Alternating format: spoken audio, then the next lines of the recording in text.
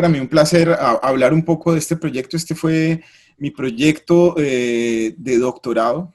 Es un proyecto ambicioso, entonces para esta conferencia en específico quería hablar de uno de los capítulos que hace parte de esa investigación doctoral, que es un caso particular, un caso muy localizado de un microespacio en Montreal que se llama el Îlot Overdale. Y para contextualizar un poco digamos, la concepción teórica que hay detrás de este estudio de caso, me gustaría hablar bueno, estamos hablando del tiempo y de las escalas en los grandes proyectos urbanos.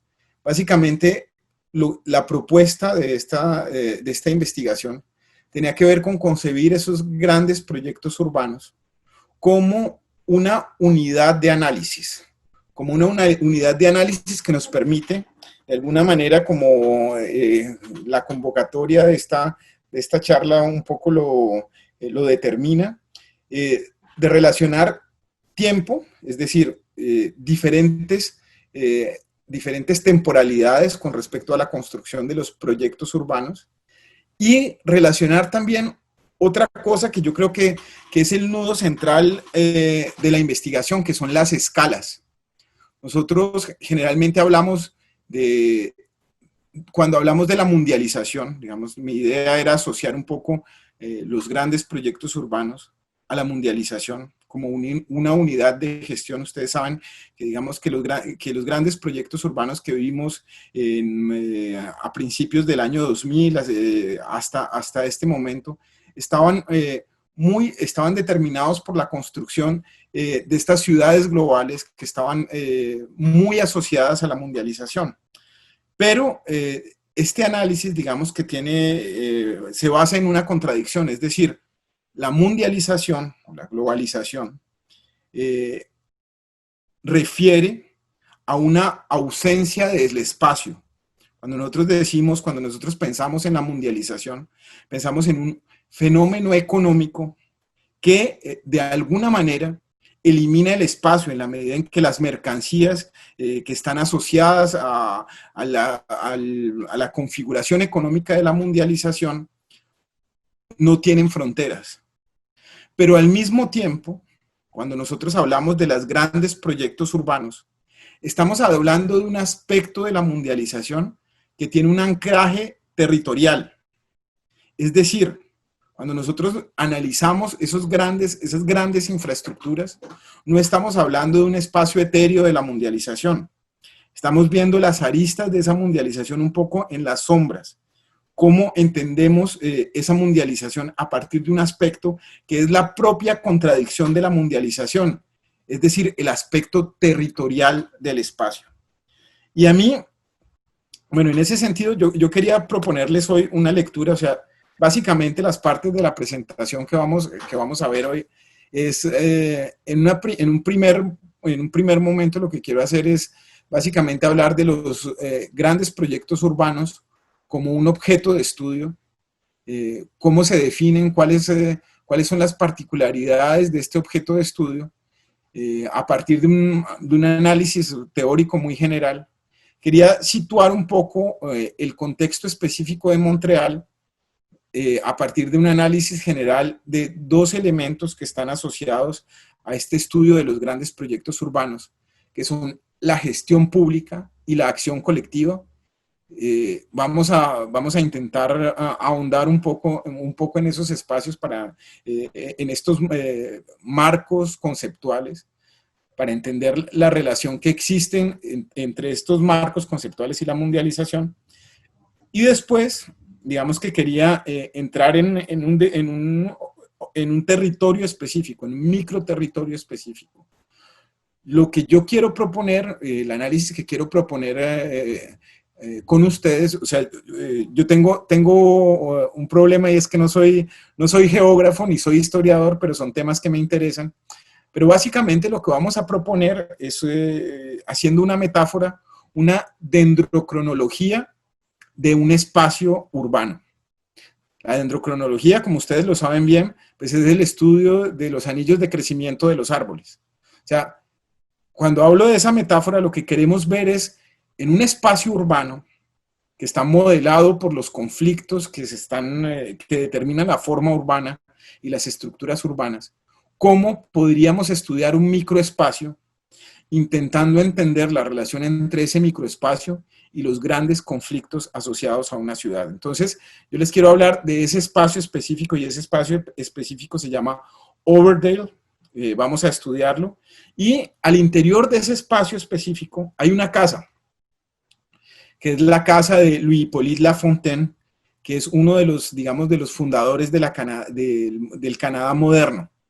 Entonces, vamos a ver cómo la estructura de los conflictos relacionados con ese espacio local nos habla de la evolución histórica de la ciudad. Y al final quisiera hacer una conclusión y una reflexión teórica, porque a mí me parece que esta reflexión sobre el espacio urbano y sobre, digamos, lo que podríamos llamar las escalas en el análisis urbano, puede asociarse perfectamente a Colombia. Y que podríamos entender esta lógica también, estas diferentes lógicas que nos plantean la relación entre estos grandes proyectos urbanos y la relación entre los conflictos asociados a esos grandes proyectos urbanos. Bueno, entonces, a mí me gusta también la fotografía, las fotos que están ahí son fotos mías. Digamos que empezamos con esta foto, es una foto de la línea de cielo de Montreal. Y lo que vamos a intentar es entender esos grandes proyectos urbanos como un objeto de estudio. ¿Cómo podemos entender? Y bueno, aquí tenemos un poco una estructura muy general sobre los temas que aborda la investigación, una investigación más larga. Digamos que la investigación tiene varios desarrollos diferentes. El del microespacio es uno, pero lo que yo quería entender era básicamente cómo se había transformado, cómo se había configurado la relación entre la gestión pública y la protesta urbana en los últimos 30 años en Montreal. Cuando hablo de los últimos 30 años, ahí hay un problema, digamos, con el título de la tesis, porque en la tesis nosotros partíamos de 1849. Hay un conflicto que está asociado a toda esta estructura urbana que parte de ahí. Entonces, lo que yo quería mostrar era un poco esa relación. Ahora, en relación con los grandes proyectos urbanos, quería hacer como ciertas afirmaciones muy generales. O sea, lo primero es que los grandes proyectos urbanos nos permiten pensar la mundialización en términos territoriales. Y esos grandes proyectos urbanos nos permiten también entender que alrededor, digamos, de lo que nosotros llamamos la mundialización, lo que hay dentro de esa estructura es una reterritorialización del espacio. O sea, unas nuevas formas de poder, nuevas dinámicas y nuevos actores que están asociados a la planificación de los espacios urbanos. Podemos entender entonces esos grandes proyectos urbanos como unas unidades de planificación que, si las vemos en el tiempo, son variables que nos permiten entender esa dinámica de la relación entre el conflicto y las decisiones urbanas.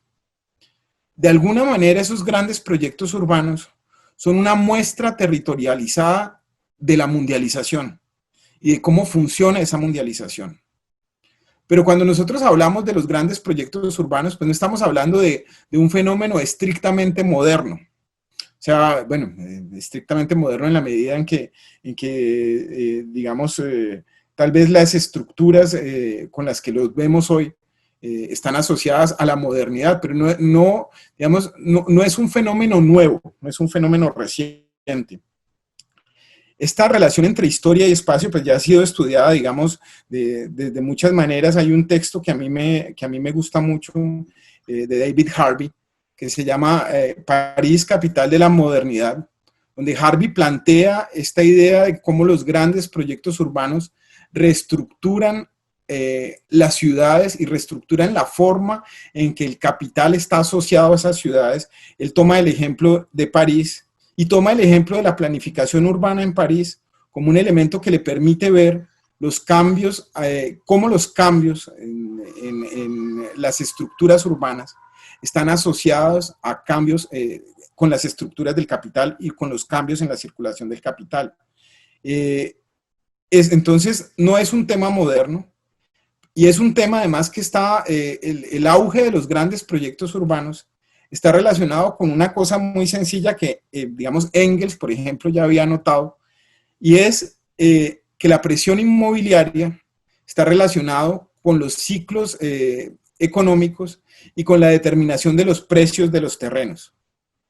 Cuando nosotros vemos una gráfica sobre la evolución de los precios de los terrenos y hacemos una gráfica sobre, que ese, digamos, es un poco el trabajo que hicimos en relación con esos 30 años, y lo ponemos sobre una gráfica sobre la evolución de las acciones colectivas en el tiempo, nos damos cuenta que existe una perfecta coincidencia entre los dos. Es decir, que los ciclos de acumulación del capital tienen una relación específica con los ciclos de la protesta asociados a las ciudades. Y que esos ciclos de acumulación, digamos, son, valga la redundancia, pues cíclicos, o sea, que son un fenómeno que se presenta una y otra vez. Entonces, ahí tendríamos que hacer como, que poner entre comillas ciertos elementos. El primer elemento es que la forma en que los grandes proyectos urbanos se desarrollan hoy en día no era la forma como esos grandes proyectos urbanos se desarrollaban en los años 60, en los años 70, digamos que hay nuevas estructuras, hay nuevas definiciones, hay nuevos actores y hay una nueva gobernabilidad. Entonces, en relación con los grandes proyectos urbanos, nosotros podríamos decir que en este siglo al menos hay dos grandes periodos de una emergencia de estos grandes proyectos urbanos. Uno, el primero es el de 1955 y 1975, digamos a finales del siglo XX, que está marcado por una teoría específica que es la teoría de la renovación urbana. Montreal fue muy tocado por esta idea de la renovación urbana. Digamos, las ciudades colombianas un poco menos, aunque hay algunas referencias a la renovación urbana, pero la renovación urbana tiene una amplitud diferente en Montreal. Digamos, en Montreal, por ejemplo, solamente para darles una idea de cómo las teorías de la renovación urbana transformaron la ciudad, se calcula que entre los años 60 y 70 hubo en Montreal más de 150,000 personas que fueron desplazadas por la construcción de grandes proyectos urbanos. Eso da una idea, digamos, de la magnitud del fenómeno. Y del otro lado, o sea, ese gran periodo, que es un periodo supremamente importante en la historia, no solo de Montreal, sino en la América del Norte y en la historia europea, también está, digamos, tenemos que diferenciarlo mucho de un nuevo periodo que se inicia alrededor de finales de los años 90 y que, digamos, en el cual todavía estamos, que es un periodo de construcción de grandes proyectos urbanos, pero orientados de una forma diferente.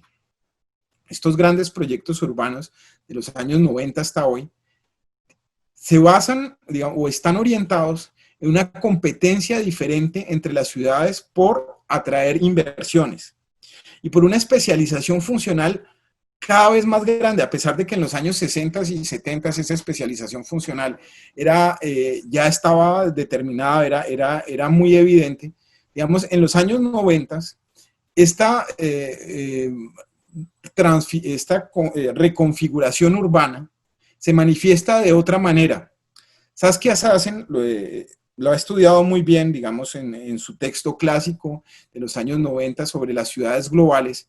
Ella habla de ese proceso y dice, las ciudades se transforman en la medida en que los centros de decisión de las grandes empresas se concentran en unas pocas ciudades a nivel mundial. Las ciudades están entonces en una competencia directa por atraer esas grandes inversiones en las áreas en las cuales consideran que tienen una ventaja comparativa. En el caso de Montreal, o sea, solamente para mencionarlo, Montreal es una ciudad universitaria que está muy marcada por la investigación y por unas economías, digamos, que son muy particulares. Montreal vive, digamos, vive de la economía relacionada con la investigación farmacéutica, de un lado, uy, se me está, espérenme solo un segundo, voy a conectar por la investigación farmacéutica, también, pero también Montreal depende muchísimo de otro tipo de economía, que es la economía que está asociada a la construcción de aviones y a la investigación aeroespacial. Entonces, ese es el otro gran sector. Y el otro sector que está siendo muy tocado en este momento es el sector que tiene que ver básicamente con todas estas economías emergentes en relación con las artes. El Circo del Sol, ustedes saben, tiene sede social en Montreal y en este momento, digamos, está siendo muy afectado por todo lo que está pasando en relación con la COVID. Entonces, esos procesos de reconfiguración urbana marcados por la mundialización son procesos diferentes. Ahora, lo que yo quería entender era cómo esos procesos afectan las dinámicas y las estructuras de la protesta. Yo había trabajado durante mucho tiempo en Colombia, digamos, cuando trabajaba en la Universidad del Cauca, una de mis preguntas tenía que ver con la dinámica de la protesta y con la evolución de esas protestas en el tiempo. Lo que yo quería ver en el caso de Montreal era cómo la aplicación de los principios de la nueva gestión pública y la globalización del neoliberal había afectado las dinámicas de la protesta. Entonces, digamos que en ese marco general es en el que se sitúa mi tesis. Ahora, ahí, en el caso de Montreal, digamos que a mí me gustaría introducir el caso de Montreal con el caso que quiero presentar, que es el caso de Overdale. Entonces, hay varios límites que tiene una investigación de este tipo, o sea, básicamente entender cómo se transforma el poder territorial y la protesta, cómo eso tiene alguna relación con ese fantasma del que hablamos generalmente cuando hablamos de mundialización, es relativamente complejo y implica una comparación en el largo plazo para la cual la creación de herramientas es difícil. Es decir, cuando uno hace un estudio comparativo de la evolución de los grandes proyectos y intenta buscar cuáles han sido esos grandes proyectos, cuál ha sido la lógica de implementación de esos proyectos, cuáles son los actores que están, digamos, sobre la base de esa planificación por proyectos, pues uno va encontrando que el ejercicio se limita en la medida en que se amplían las variables que están contenidas en esos fenómenos. Entonces, y el otro problema, el otro límite al que se enfrenta una investigación de este tipo, es cómo podemos integrar dos cosas que parecen distintas, dos lenguajes, dos marcos, podríamos decir metodológicos, pero al mismo tiempo epistemológicos, que son las políticas públicas y la acción colectiva. O sea, generalmente nosotros disociamos esos dos marcos epistemológicos. La pregunta es, ¿cómo alrededor de un fenómeno territorialmente localizado, como un gran proyecto urbano, nosotros podríamos entender la dinámica o los cambios en las dinámicas de las políticas públicas y al mismo tiempo los cambios en las dinámicas de las acciones colectivas? Y sobre los cambios en las dinámicas de las acciones colectivas, digamos que hay todo un trabajo muy interesante que ha sido desarrollado durante los últimos años sobre cómo los movimientos sociales se han transformado y las respuestas del Estado, que han sido limitadas, digamos, por la configuración en la que se encuentra hoy mismo el Estado, han hecho que la acción colectiva se convierta en una acción anómica, en una acción compleja, en una acción que está marcada específicamente por las violencias. Entonces, si ustedes ven lo que está pasando hoy en Estados Unidos, con las protestas en las diferentes ciudades, alrededor de las vidas negras son importantes, y todos estos movimientos, si ven lo que está pasando en Francia, si ven lo que pasó en Chile, por ejemplo, también, ¿no? durante los últimos 2 años, pero que es un proceso que viene de atrás, lo que se puede entender es que las dinámicas de los movimientos sociales también se han reconfigurado, y que se han reconfigurado en una relación específica con un tema que quiero desarrollar al final, que es con el tema de las escalas. Lo que nosotros tenemos, la protesta que tenemos frente a los grandes proyectos urbanos hoy en día, es que cuando vamos a hacer frente a un gran proyecto urbano, ya no nos referimos al Estado, ya no nos podemos quejar solamente frente al Estado, porque los grandes proyectos urbanos han sido determinados en escalas más amplias que el Estado. Por ejemplo, solo para ponerles un ejemplo específico, en Montreal se construyeron 2 hospitales, 2 megahospitales que están dirigidos a la investigación médica y a la investigación farmacéutica. La protesta frente a esos proyectos es una protesta compleja, porque la decisión no fue tomada ni por la ciudad, ni por el gobierno de Quebec, que es la provincia donde está Montreal, ni por el gobierno de Canadá, sino que está tomada por una serie de actores globales que toman decisiones específicas, que financian esas decisiones y sobre los cuales es muy difícil actuar. Entonces, el tema de las escalas es supremamente importante cuando nosotros vamos a averiguar, cuando nosotros queremos entender la dinámica de las protestas. ¿Por qué?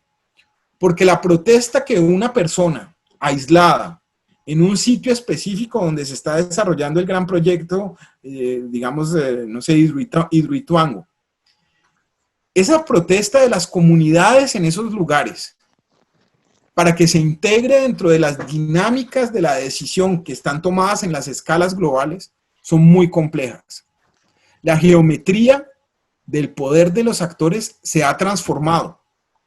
Y entonces, en esa geometría variable, en esa transformación, digamos, de escalas diferentes, en las que el Estado ya no toma la decisión, sino que el Estado está determinado por instancias superiores al Estado y por instancias inferiores, en la que los estados nacionales tienen un relativo, un poder, digamos, menor, o donde han delegado sus poderes a esas 2 instancias, el juego de los actores se vuelve limitado y se vuelve complejo. Y sobre eso, digamos que hay toda una literatura. A mí el autor que más me interesa en esa literatura se llama Erik Swingedahl, y Erik Swingedahl con todos los actores de lo que vamos a llamar la geografía radical, ha estudiado los efectos que tienen esas escalas en la configuración de los poderes locales. Entonces, estamos en un proceso en que la mediación entre lo global y lo local es compleja, y la idea es ver a partir de este ejercicio cómo podemos de alguna manera entender esas complejidades. Entonces, si ustedes ven, aquí tenemos básicamente alrededor de los grandes proyectos urbanos, tenemos 2 marcos epistemológicos: la política pública y la acción colectiva. Las 2 teorías epistemológicas vienen de la comprensión de la acción. Y esa comprensión de la acción social, ustedes lo han estudiado en historia, está determinada, digamos, por unas estructuras. Generalmente partimos de una idea clásica, que es la definición hegeliana de esa acción social, en que la acción social busca determinar las acciones de los otros actores. Es decir, una acción social es una acción que supera, digamos, la esfera individual, y que pretende incidir sobre la forma en que los otros actores toman las decisiones. Ahora, ¿Dónde se localizan esas acciones? Es, digamos, un terreno en el cual nosotros vamos a estar un poco empantanados, si es alrededor de quién toma las decisiones de política pública o si es alrededor de la toma de decisiones y de la orientación de las decisiones al interior de la sociedad civil. La acción colectiva, nosotros podríamos definirla básicamente como el actuar intencional de dos o más actores que desarrollan una acción específica en un espacio público para orientar o para reclamar una determinada acción, en este caso del Estado. Pero, digamos, podemos entenderlo así de una manera muy general. Esa acción colectiva está estructurada, digamos, cuando lo entendemos de forma epistemológica, o está dentro de un marco específico que es el marco de los movimientos sociales. No quiero entrar, digamos, en esas dinámicas, en esa discusión que es un poco teórica. Me gustaría solamente presentarla en general y después podríamos profundizarlo en las preguntas. Ahora, toda esta dinámica de tensión entre las diferentes acciones de los diferentes actores está relacionada con un tema particular que es el tema del conflicto. Nosotros generalmente vemos el conflicto como algo negativo, pero el conflicto, digamos que reconfigura las acciones políticas y determina la forma en que esas decisiones se toman. Cuando nosotros hablamos de un conflicto, de lo que estamos hablando es de posiciones antagónicas de diferentes actores en relación con una decisión específica o en relación con un tema específico, en el cual esos actores se ven a sí mismos, o sea, en el cual la acción del otro actor es percibida por el otro como una contravención, como una contradicción con su propio interés. Entonces, esta definición de conflicto nos permite entender un poco cuáles son las relaciones entre acciones y actores a lo largo del tiempo. Lo que yo quería entender en el marco de este tema de los grandes proyectos urbanos era cómo la acción colectiva, cómo los actores y las acciones se habían desarrollado entre 1985 y el año 2010, digamos que finalmente en el caso que vamos a estudiar, el estudio va hasta el 2018, y hay, digamos, la propuesta metodológica para hacerla, pues no vamos a entrar en la profundidad del caso, pero básicamente fueron análisis de prensa, análisis de archivo y entrevistas.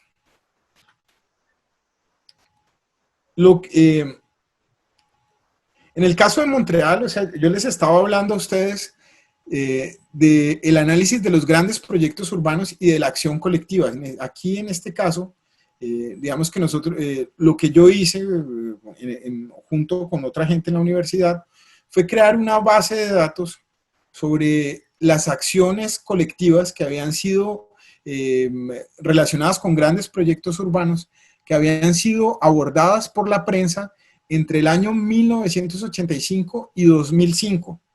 Entonces nosotros vemos, si ustedes ven las gráficas, vemos los conflictos totales en relación con cada una de las administraciones y cuántos de esos conflictos, digamos, representaron cuántos de esos estuvieron asociados a los grandes proyectos urbanos. Entonces, vemos que los grandes proyectos urbanos, que es la línea roja, digamos, son constantes en el tiempo. En el otro lado vemos cómo los actores, digamos, han participado de esa conflictividad. Vemos el sector privado, el sector público y la sociedad civil. En la mayoría de los casos, esta protesta estaba relacionada con los sectores públicos, que son quienes toman las decisiones. Pero este marco, digamos, lo que nos permite entender un poco es cómo las diferentes administraciones están relacionadas con formas diferentes de conflicto. Y si ustedes ven, nosotros aquí no vemos, estamos partiendo de 1985, entonces el tema de la renovación urbana, que es un tema importante para la tesis, no está dentro de este análisis. Digamos, estamos en el último año de una administración que se orientó por los grandes proyectos urbanos y que reconfiguró la ciudad de Montreal, que fue la administración de un alcalde que se llamaba Jean Drapeau. Jean Drapeau duró 30 años en el poder y fue quien construyó la infraestructura urbana de Montreal, que hoy tiene Montreal, especialmente relacionada, digamos, con las grandes autopistas, con el aeropuerto. Jean Drapeau lo que quería era darle un lugar global a Montreal. Y si vemos el último periodo de la administración, una administración que se llama Gerard Tremblay, es una administración que estuvo asociada también a una conflictividad muy alta y que estuvo también asociada al desarrollo de estos grandes proyectos urbanos. Entonces, digamos, hasta ahí, esa es la introducción que podríamos decir es general en relación con el tema. Hay unas generalidades sobre la planificación de los grandes proyectos urbanos en Montreal que a mí me gustaría decirles, que me gustaría un poco desarrollar, porque si uno habla de Montreal y no habla de la especificidad de Montreal, pues se puede perder. Yo creo que, bueno, Montreal es una ciudad conocida, pero básicamente la condición particular de Montreal es que está situada al lado del río San Lorenzo. El río determina la vida de Montreal. Montreal es una isla en medio del río San Lorenzo. Y este río San Lorenzo, históricamente, la importancia del río San Lorenzo es que une al mar con los grandes lagos. Y ustedes saben que la región de los grandes lagos, digamos, es una despensa de cereales muy importante a nivel global. Entonces, en términos específicos, Montreal históricamente jugó ese papel de puerto, desde el cual, digamos, salían y salen todavía esta gran producción cerealera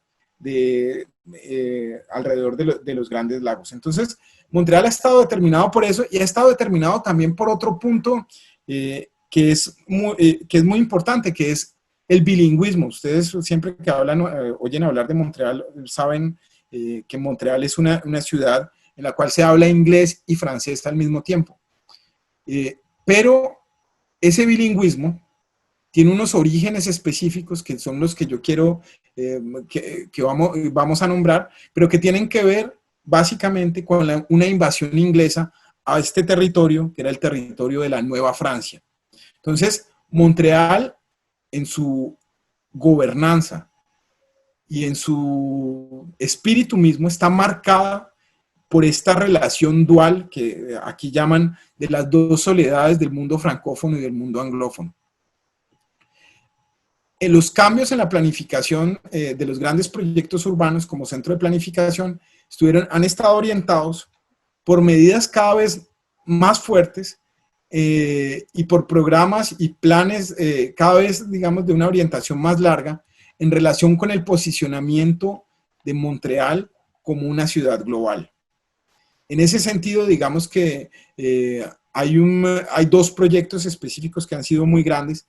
Uno se llama Montreal, ahí me equivoqué, dice 2015, pero es Montreal 2025, que es un gran proyecto de planificación urbana basada específicamente sobre cómo los inversores pueden llegar y construir proyectos de infraestructura en la ciudad. La ciudad brinda todas las herramientas. La ciudad no paguen, digamos, no paguen impuestos por un tiempo muy largo, tienen exenciones tributarias, tienen no solamente exenciones tributarias, sino que también la ciudad paga las infraestructuras, paga una parte importante de esas infraestructuras y eso hace que Montreal, digamos, pueda atraer jugadores externos que puedan contribuir específicamente al desarrollo de la economía de Montreal. Entonces, si ustedes ven, por ejemplo, en el mundo de los videojuegos, Montreal es muy importante. Ubisoft está presente aquí. En el mundo de los motores de aviones, Montreal está, digamos, ha atraído estos grandes capitales y la estructura de la planificación estaba orientada a partir de esos grandes, de esos grandes proyectos aportados, digamos, por los grandes inversionistas. Y por unos cambios también que tienen que ver y que han pasado mucho en Colombia también. Ustedes cuando hablamos de los carruseles de la contratación, ustedes saben que todo el carrusel de contratación que hubo en Bogotá y del cual Cali pues tampoco se ha librado, esos carteles de la contratación están asociados a un nuevo tipo de gobernabilidad que está orientado específicamente a la lógica misma de los proyectos. Es decir, cada proyecto se constituye como una unidad y dentro de esa unidad hay, digamos, una serie de decisiones que son tomadas por comités paritarios entre empresarios y entonces, en el caso de Montreal, Montreal creó un grupo que se llama el Grupo de Intervención Estratégica y Táctica, que reúne a grandes notables y a grandes inversionistas económicos encerrados, digamos, con unos decisores de la ciudad, con la gente que toma las decisiones en la ciudad en materia de planificación territorial, y las reuniones que este grupo, que estos grupos toman, son decisiones que no son públicas, que no son, de las cuales la gente no es informada. Entonces, digamos, esa forma de toma de decisión basada en la intervención de los inversores, en la determinación de proyectos públicos, no es una moda, digamos, de cuando ustedes hablan, oyen hablar de Odebrecht, pues Montreal y Canadá tienen su propio Odebrecht que se llama Lavalan, Essence Lavalan, SNC Lavalan, que es la gran compañía de construcción. Esa gran compañía de construcción entonces participó dentro de la planificación de grandes proyectos, incluidos los proyectos de los hospitales de los que le hablé, que es una de las grandes inversiones de Montreal. Entonces, hay un cambio en la planificación que está dirigida y que tiene los grandes proyectos urbanos como centro de esa planificación. Pero además, hay una transformación de la gobernabilidad que está orientada hacia la planificación, digamos, de una acción concertada entre diferentes actores, agentes políticos y económicos, que se hace a diferentes escalas. La ciudad, por ejemplo, inició un proceso de descentralización y dentro de ese proceso de descentralización le dio un gran poder a lo que acá se llaman los arrondissements, que son como las comunas de Colombia. Entonces, dándole ese poder, la ciudad, digamos, restringe los alcances de la protesta solamente a esos lugares y las decisiones que se toman al interior de la ciudad, de la ciudad central, pues son cada vez más opacas. Eso ha venido cambiando, pero digamos que hay unos temas ahí que son importantes. Y el segundo punto es la coordinación sectorial mediante la creación de organismos autónomos y órganos de coordinación entre actores públicos y privados, esos famosos comités de los que Colombia tampoco se ha librado, y en los cuales la mayoría de las decisiones se toman a puerta cerrada entre élites políticas y empresariales en los diferentes organismos de coordinación. Entonces, por ejemplo, hoy he estado viendo en Colombia el tema de un tema muy criticado, que es el tema de la ayuda a Avianca. Ustedes, digamos, en esos temas se puede observar esa presencia de lo que nosotros llamábamos el corporativismo, que hoy en día, digamos, dentro de la discusión se conoce como el neocorporativismo, que está muy presente en la toma de esas decisiones. Entonces, los grandes proyectos urbanos y la transformación de la gobernabilidad en las ciudades están asociados a estos cambios específicos alrededor de los grandes proyectos urbanos. Entonces, con esta larga introducción quería entrar a un tema que es el tema que les quería presentar hoy, que es el de la dendrocronología, el ejercicio, el análisis de un microespacio urbano en la ciudad y cómo el análisis de ese microespacio urbano nos puede hablar de los conflictos históricos de una ciudad. Digamos, esto es un paréntesis entre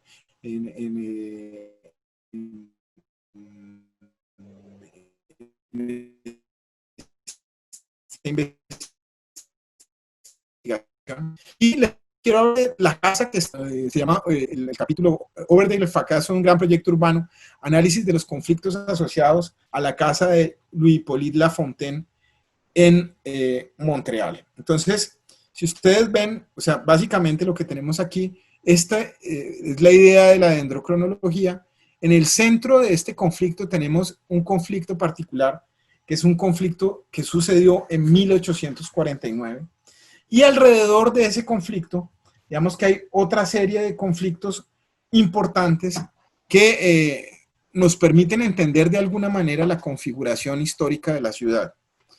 Para hacer esto, yo quería solamente enunciar dos cosas. O sea, lo primero es que este lugar, Îlot Overdale, es de alguna manera un hecho espacial total. Es decir, es un hecho que de alguna manera representa y contiene las problemáticas sociales del Montreal actual. Y para entender este pequeño punto en el espacio geográfico de Montreal, digamos que el ejercicio que privilegiamos va a ser una arqueología de los conflictos. Es decir, vamos a tratar de entender qué conflictos han estado asociados a ese lugar y cómo se relacionan esos conflictos. Esa es la idea. Entonces tenemos, si ustedes ven, tenemos 4 conflictos históricos. El de 1849, el de 1986, 1990, hasta 1992, 2001 y 2016. Yo hice esta gran recensión de prensa buscando todos los artículos que estaban relacionados con los conflictos y encontré entonces que había un conflicto largo, un conflicto que atravesaba la conflictividad, digamos, la estructura de los conflictos de Montreal y que se había desarrollado entre el año 86 y el año 92. A partir de esa constatación, digamos, lo que empecé a ver es que existían unas relaciones específicas entre los diferentes conflictos que ahí se habían presentado. Y en esa medida, no se trataba solamente de hacer una arqueología, digamos, y la arqueología, yo sé que ustedes, digamos, en la presentación que hicieron, pues, ustedes trabajan en arqueología, pero yo lo que quería era solamente utilizar la arqueología en términos muy Foucaultianos, aplicada al estudio de las discursividades locales, digamos, cómo las teorías, cómo el discurso alrededor de los conflictos habían permeado las estructuras las estructuras, digamos, de las configuraciones mentales de las personas que habitan este territorio, y al mismo tiempo quería ver también cuál era la genealogía que existía entre esos conflictos. Cuando hablaba de genealogía también es en términos muy Foucaultianos, es decir, las relaciones de filiación que existen entre los diferentes conflictos, es decir, si esos conflictos que pasan en distintos periodos sobre el mismo espacio, tienen o no una relación específica, tienen o no una relación con los conflictos anteriores. Y en esa medida, quería hacer un poco tributo a Foucault, y quería hablar de las heterotopías del espacio, es decir, que nosotros no podíamos entender que dentro de esta idea del espacio que nosotros tenemos, no podemos considerar que el espacio es homogéneo y que las consideraciones y las percepciones sobre ese espacio son homogéneos. Esos espacios se configuran en una serie de luchas. Esas luchas son luchas históricas.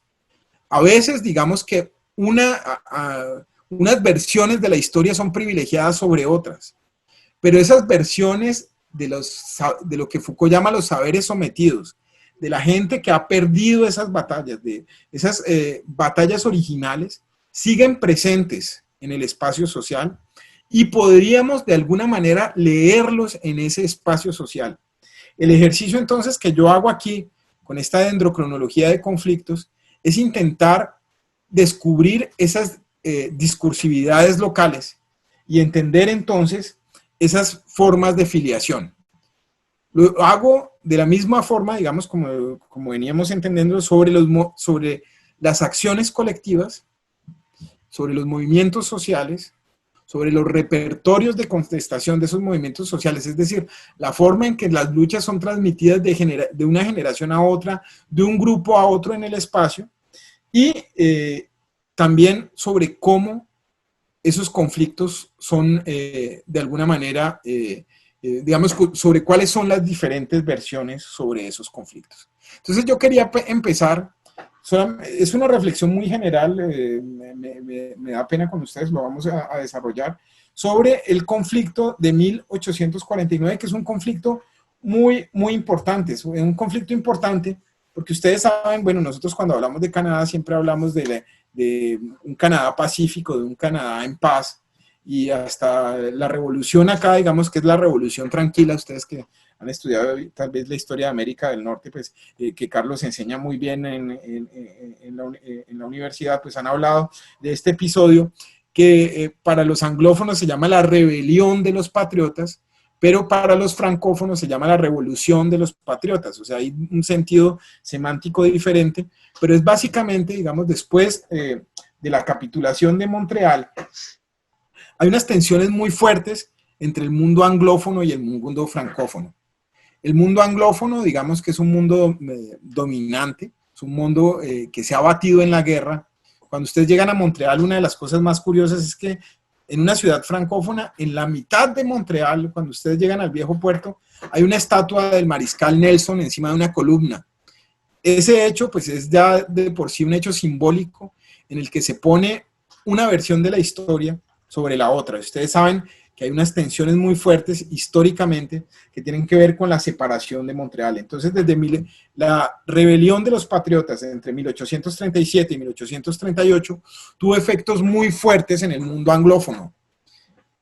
Ahí los tories anglos se sienten, digamos, traicionados en el año de 1849 porque hay un personaje que se llama Louis Hippolyte Lafontaine, o sea, el nombre mismo les habla a ustedes que es un personaje francófono.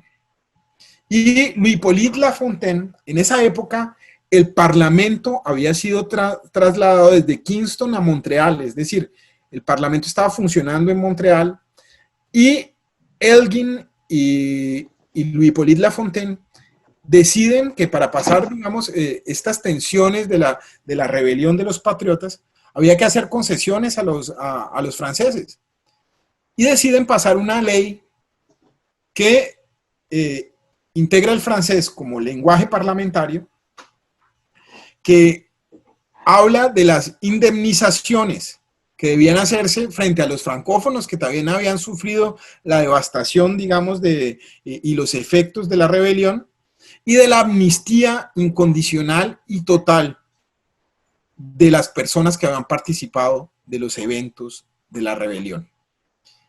Entonces, ellos van y presentan, me recuerda un poco el caso a Colombia, ellos van y presentan entonces esta legislación esperando que sea una legislación que cause unidad, pero los anglófonos se sienten absolutamente chocados por por este episodio, por la presentación de esta ley, y deciden ir y quemar el Parlamento. O sea, diciendo que es un Parlamento ilegítimo. Lo toman, lo queman, e inmediatamente después se dirigen hacia la casa de Louis Hippolyte Lafontaine, que queda en este espacio del que les estoy hablando, y deciden quemar también esa casa.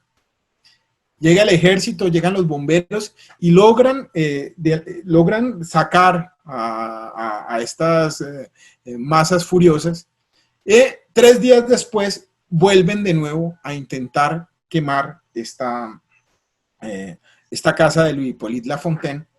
Y digamos que hay varios ataques al Parlamento, es una sucesión de ataques un poco dirigidos por la rabia, y hay varios cronistas de la época que dicen, básicamente, frente a lo que estamos aquí, es una guerra entre razas, una guerra en la cual ninguno quiere que el otro exista. Entonces, digamos, esa tensión original es la tensión original también que existe en Montreal. Es una tensión que de alguna manera determina a Montreal y que sigue estando presente de formas distintas. Foucault dice, los conflictos originales, en relación ahí en la filigrana de la guerra, dice, los conflictos originales son, la política es la continuación de la guerra por otros medios. Esa política es la continuación de una guerra tribal, de una guerra original que se fundamenta en la invasión de los territorios y en una guerra racial.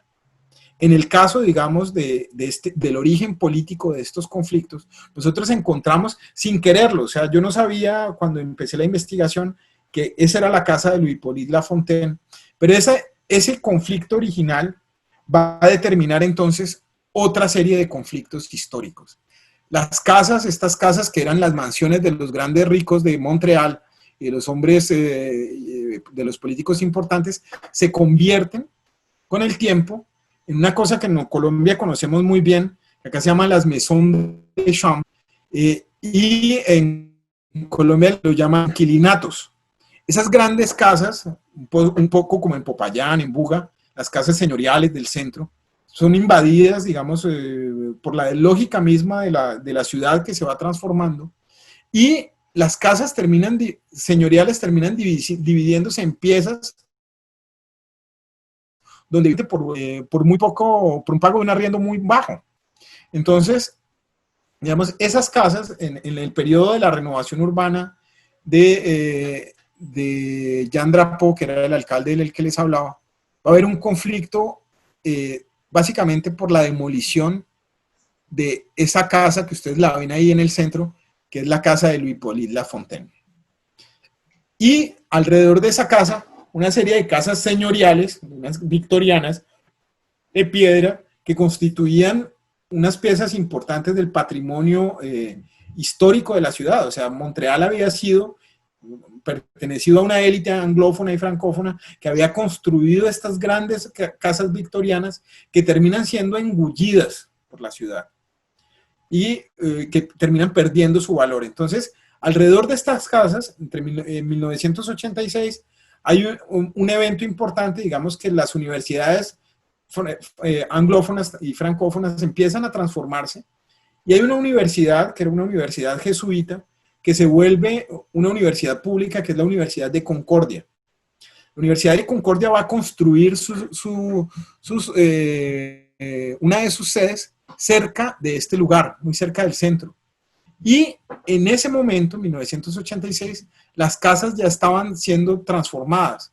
Habían muchos artistas, estudiantes, que vivían en esos lugares, pero también habían propietarios viejos, o sea, gente que tenía muy poco dinero, muchos inmigrantes que vivían en estos lugares. Y hay 4 bloques, o sea, 4 cuadras, que empiezan a ser compradas por especuladores inmobiliarios.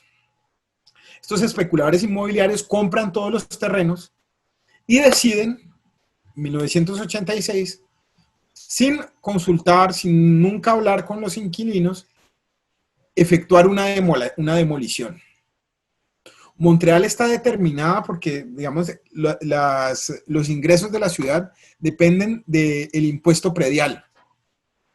En Colombia es un poco menos, hay unas transferencias del nivel central que son importantes. En Montreal, esa dependencia frente al impuesto predial hace que los promotores inmobiliarios tengan mucho poder, porque si usted transforma estos edificios que están ahí en viejos, que tienen un valor patrimonial, pero si usted los demuele y construye 700 apartamentos, pues el ingreso de la ciudad va a aumentar. Y entonces la ciudad negocia, digamos, punto por punto, proyecto por proyecto con los promotores para hacer estas demoliciones. En el caso, digamos, de estas demoliciones, pues es el último año del alcalde Jean Drapeau en el poder. Y hay una coalición de izquierda que entra al poder precisamente denunciando lo que Jean Drapeau había hecho, las demoliciones, las 120,000 personas que han sido expulsadas, los movimientos sociales que surgieron alrededor de esto. Y entonces, lo que pasa es que, digamos, este último año de Jean Drapeau decide negociar con varias comunidades y decide proponer una serie de arreglos en los que los promotores y las comunidades podían tener, de alguna manera, preservar los lugares, pero al mismo tiempo favorecer la construcción. Hay dos ejemplos de eso en la ciudad. Sin embargo, en el cambio de administración, esta administración que es supuestamente progresista, decide seguir la misma ruta que había seguido Jean Drapeau y acepta la demolición de todos los edificios en ese lugar. En ese momento, digamos que hay una comunicación de diferentes cosas, o sea, están las luchas que se han presentado entre los años 60 y 70 contra Jean Drapeau. Esa gente que había participado de esas luchas, que había participado de la creación del movimiento político que ahora está en el poder, se opone abiertamente a lo que va a hacer Jean Doré, que es básicamente aceptar esa demolición. Y entonces, alrededor de ellos, los grupos universitarios, los grupos de protesta en otros lugares, deciden apoyar abiertamente a los arrendatarios de estos lugares en una larga lucha por la preservación de esos lugares. Entonces, dentro de esta lucha, hasta ese momento, no se sabía que las casas, digamos, tenían un valor arquitectural, pero no es arquitectónico, pero no tenían un valor histórico, o sea, todavía no se había demostrado que las casas tuvieran un valor histórico que permitiera impedir la demolición. En el año 87 hay una organización que trabajó muy fuerte, digamos, y que tiene unas dinámicas, los repertorios de contestación de todas estas organizaciones son muy fuertes y se asocian en el tiempo. Entonces las universidades, por ejemplo, se vuelven expertas en investigar lugares para evitar la demolición y encuentran entonces que al interior de esos terrenos, en una de las casas, esa casa era la casa de Louis Hippolyte Lafontaine, de este prohombre, digamos, el constructor de la Canadá moderna, como les decía, que había, y era el lugar donde habían pasado los acontecimientos que les dije de 1849. Entonces, este conflicto se asocia al conflicto pasado en búsqueda de legitimar, por un lado, la estructura de su protesta, pero al mismo tiempo de impedir que los promotores inmobiliarios se salgan con la suya. Este proyecto, digamos, los promotores lo venden y deciden hacer una negociación con la ciudad, o sea, dura 2 años la primera parte del conflicto y el conflicto empieza a agudizarse. Las posiciones se hacen irreconciliables. Los inquilinos quieren guardar sus lugares. Los promotores negocian en todas partes, o sea, compran un poco a la administración pública prometiendo una cosa. Dicen, bueno, lo que todo el mundo quiere aquí es su vivienda. Lo que nosotros vamos a hacer es, vamos a construir este gran proyecto de lujo, pero al mismo tiempo vamos a construir cerca un edificio donde esta gente se pueda ir. Pero necesitamos que la ciudad compre los terrenos. Esa es la negociación que ellos establecen con la ciudad. En esa negociación no participó ninguno de los inquilinos. Y básicamente, digamos que eso implica la demolición de los lugares. Y hay una cosa que yo quiero, que a mí me parece fundamental, y es decir, cuando uno se pregunta por qué la gente protesta, o sea, la gente no protesta en abstracto. Esos lugares que querían demoler eran básicamente los lugares donde se había transcurrido la vida de esas personas y ellos habían dado un significado social, un significado político a su presencia ahí. Entonces, digamos, lo que se pone en duda no es el tema de la vivienda, sino que es un tema que ustedes conocen a Jane Jacobs, de la que ya había hablado Jane Jacobs, y es el sentido de las comunidades. Es decir, que cuando la gente protesta, por lo que está protestando, es por esa construcción de su propia utopía en esos lugares específicos. Para la administración y para los promotores, digamos, la visión es comercial, pero para estas gentes, digamos, el compromiso es un compromiso sentimental con esos lugares. Y entonces, lo que es una estructura de conflictos particular. Hay más de 30 arrestos que suceden, se suceden uno detrás del otro, intentando sacar a la gente de los lugares. La ciudad finalmente decide llevar a cabo la demolición, pero eso implica también una fractura al interior se llama el Rassemblement des Citoyens de Montréal, la Asociación de Ciudadanos de Montreal, que se fractura también porque ellos de alguna manera habían participado activamente en la lucha contra Jean Drapeau. Entonces, esa estructura se quiebra y finalmente, digamos, lo que logran hacer los promotores es destruir, arrasar completamente el lugar, excepto la casa de Louis Hippolyte Lafontaine. Porque fue la única, digamos, que en consideración de los comités de arquitectura de la ciudad, tenía un valor histórico. Entonces, cuando ustedes ven, si ustedes ven esta foto aquí, es la casa de Louis Hippolyte Lafontaine, una casa de la que quedan solamente las paredes, un espacio vacío de significación, pero un espacio que adquiere significación en la lucha misma de estos arrendatarios contra los promotores inmobiliarios. Y esa es una lucha histórica digamos, de Montreal, es una lucha histórica que se ha llevado a cabo durante muchísimo tiempo, que tiene una relación con luchas pasadas, que tiene unos repertorios de acción que se ponen en su lugar cada vez que existe un desarrollo inmobiliario de este tipo. Entonces, finalmente, digamos que la ciudad notifica la demolición, las personas son sacadas, pero hay un procedimiento también.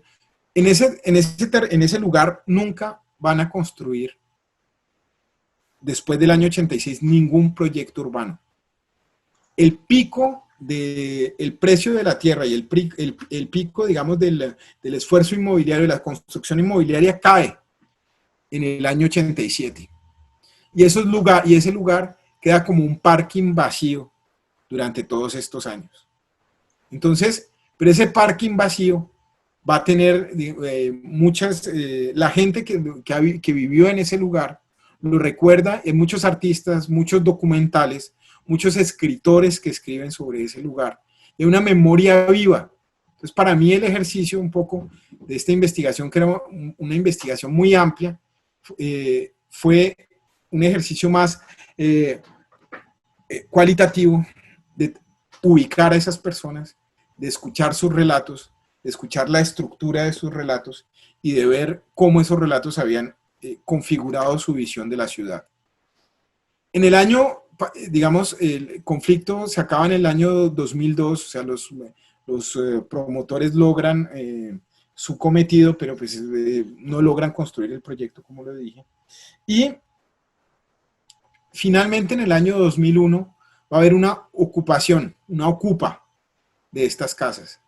Entonces, ahí hay una cosa que me parece interesante, y es que esta ocupación es una forma diferente de la acción colectiva. Cuando nosotros hablamos de los años 80, estamos hablando de unas formas de protesta que están mediadas, digamos, por los objetivos políticos de la gente que participa, en las cuales el Estado se convierte solamente como un regulador de la acción que responde a las presiones propiciadas digamos, por el movimiento social. En el caso de la ocupación de 2001, hay una nueva narrativa sobre el espacio. Quienes lo están ocupando, no lo están ocupando porque necesitan vivienda, o sea, aparte de que la necesitan, la están ocupando para protestar contra la mundialización. Es decir, esta ocupa de 2001 tiene unos motivos ideológicos diferentes y tiene unas estructuras de protesta diferentes. En el año 2001, entonces, lo que va a pasar es que va a haber una gran marcha. En Montreal hay un déficit de vivienda muy grande. La gente está muy, digamos, hay una ocupación muy alta y muy pocas construcciones. El gobierno no da abasto, digamos, con la vivienda de interés social. Y se organiza una marcha entre los diferentes movimientos que luchan por la vivienda, y la CLAC, que es la convergencia de luchas anticapitalistas. Entonces son una serie de actores diferentes que protestan. En la mayoría de los casos, digamos, estos actores nuevos están relacionados con tribus urbanas, muchos punk, un anarquismo, pero un anarquismo que está desprovisto, digamos, de una estructura, de análisis, o sea, bueno, y al mismo tiempo algunos intelectuales jóvenes que están con un discurso antimundialización muy, muy, muy, muy fuerte. Entonces, es un hito, digamos, en el año 2001 ellos, la historia es, ellos van marchando por Montreal y uno de los viejos, de las personas mayores que participaba de la marcha, se levantó delante de esa casa, cogió un megáfono y contó la historia de esa casa. Y en ese momento deciden ocuparla. Entonces, hay una ocupación inmediata del lugar, el terreno está vacío, como les decía, y en ese momento no hay nadie o sea, para hacer un desalojo se necesita una denuncia. Los dueños de la casa están de vacaciones en otros países, no se dan cuenta, y la ocupación dura más de un mes. Se vuelve, como está en el centro de la ciudad, se vuelve un tema importante en los medios, y finalmente, digamos que logran quedarse con el apoyo de varios movimientos antimundialistas, altermundialistas, y una protesta simbólica contra la mundialización. En ese momento, el alcalde decide, para bajar la tensión, hacer un acuerdo con estas personas y trasladarlos a otro lugar para que desarrollen un proyecto específicamente antimundialista en uno de los terrenos de la ciudad. Esto se va a volver, digamos, es otro punto estructurante de la lucha, pero a mí lo que me parece es que cuando uno compara, o sea, si ustedes ven, nosotros tenemos las diferentes capas de conflictos que sobre esta casa caen, y la configuración de las nuevas relaciones en cada uno de los diferentes periodos. En digamos, en el 2001, hay nuevas dinámicas, nuevas relaciones, nuevas formas de estructuración de las protestas de los actores, y básicamente también nuevos actores que se presentan y nuevas formas de negociación. No voy a entrar digamos, en la historia particular del año 2001, no la quiero relatar en detalle, pero es una época de elecciones, y finalmente el alcalde de Montreal pierde su elección por el manejo que se le dio al asunto. Los medios de comunicación entran en la nueva casa donde fueron instalados y encuentran que hay muchos de los habitantes de esta casa que son básicamente gente que están en situación de marginalidad, que consumen drogas al interior de la casa. Y eso nos permite entender también un cambio radical en la ciudad, que es el problema de la marginalidad y de la exclusión, que están muy relacionados, digamos, con el tema de la transformación urbana de la ciudad. Al mismo tiempo que la ciudad concentra la toma de decisiones, los proyectos, en relación con la dinámica y con la lógica del capital, hay una parte de la población que queda aislada completamente de los beneficios de esa mundialización. Entonces, esta segregación espacial es cada vez más evidente, y las lógicas relacionadas con esa segregación están en este nuevo conflicto. Yo creo que, porque ya me pasé del tiempo, supongo, a finales del año, hace 3 años, perdón, en el 2017, finalmente el terreno fue comprado por una firma china.